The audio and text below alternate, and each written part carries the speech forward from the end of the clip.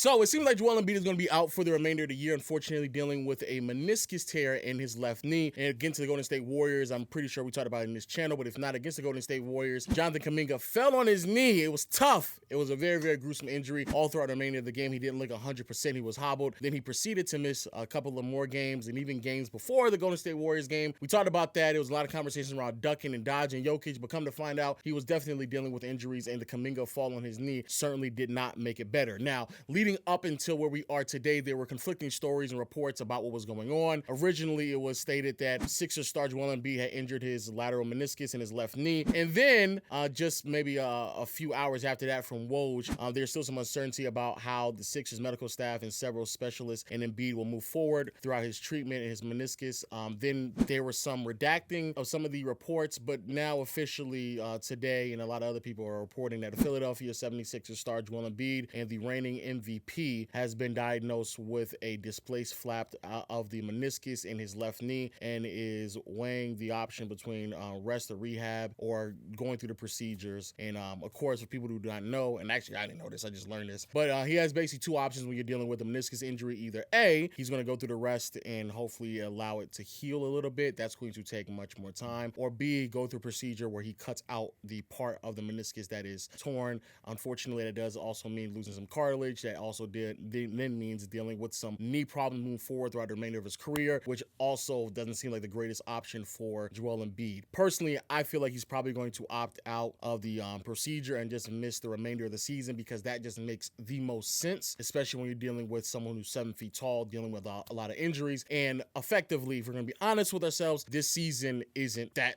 top priority. Now, when it comes to this injury, what does this mean for the Philadelphia 76ers, the Eastern Conference as a whole, and in particular, what does this mean for Joel Embiid? So Philly, as we all know, this season has been playing fantastic, miraculous, and definitely has been able to weather the storm all throughout the entire season after losing James Harden early this year. When they traded Harden out, they brought back a bunch of crumbs, in my opinion. I talked about this on my channel too, because I was so floored by what they got back in return. It's ridiculous. So Philly does find themselves at the top of the conference, but again, they were a bit higher when Embiid was healthy. However, when they traded James Harden, I want to make sure I get this right, because I was just floored by what they got in return for this brother, and I can't believe people were sitting here saying that it was a fair trade because of what they were going to do. Now, this right here is another complete tragedy. But when they traded James Harden and PJ Tucker to the Los Angeles Clippers, in return, they received Nicholas Batum, Rocco, KJ Martin, and Marcus Morris, essentially and effectively a bunch of expiring contracts. And the reason why they want to do that is to potentially put themselves in a situation to where they will be able to financially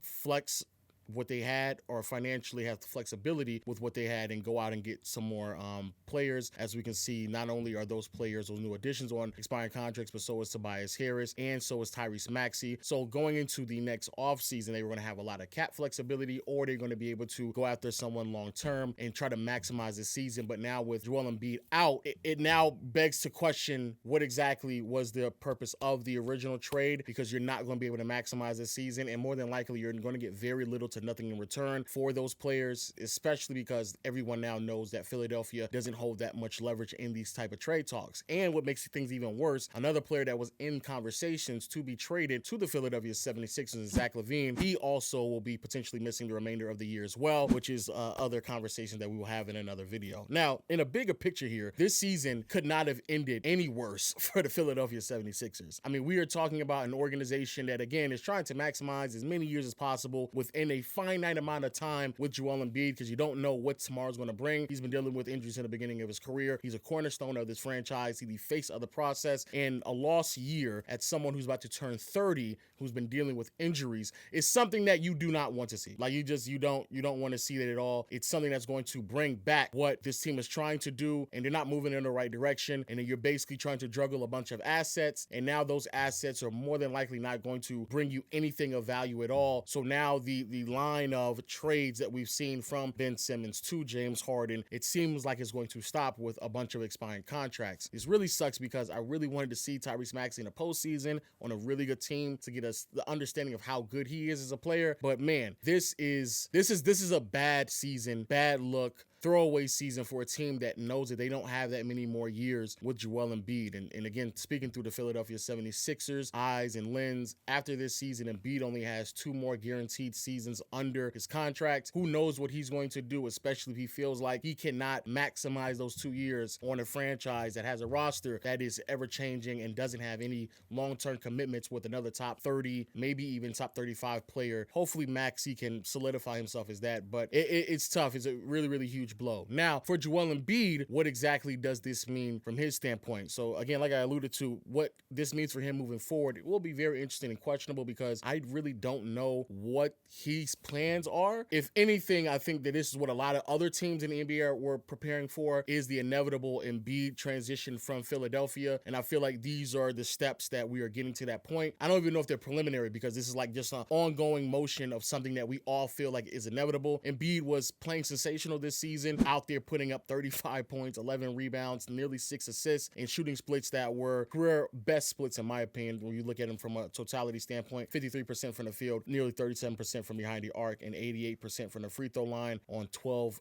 free throw attempts. He was sensational. He was great. He was dominant. It sucks to know that I don't know if Embiid can ever carry this type of offensive load beyond the 60, 65 game threshold in the regular season. And I don't know if he's going to be able to ever play at this level in the postseason. We're essentially like, we're getting to the point where we're more than a decade removed from when he was drafted. And the answer still comes back to him not being healthy enough to play a full regular season and a full postseason run. You have to start asking your questions when it comes to Embiid. Beyond MVP conversations and all other stuff, is he a player that a team can feel comfortable with saying he's the best player on that team that can lead us to a championship? Not because of talent, but because of just health. I mean, I think that's a very legitimate question to ask at this point. And when you're, 29, 30 years old, I don't want to take what he's doing for granted. It's been a privilege to watch that man play basketball night in, night out when he has been available to play. But knowing that this might just be who Joel Embiid is, this might be who we have to accept that he is. It's a very, very, very stark reminder of how a lot of things can be taken away from us. And I don't necessarily know if Embiid is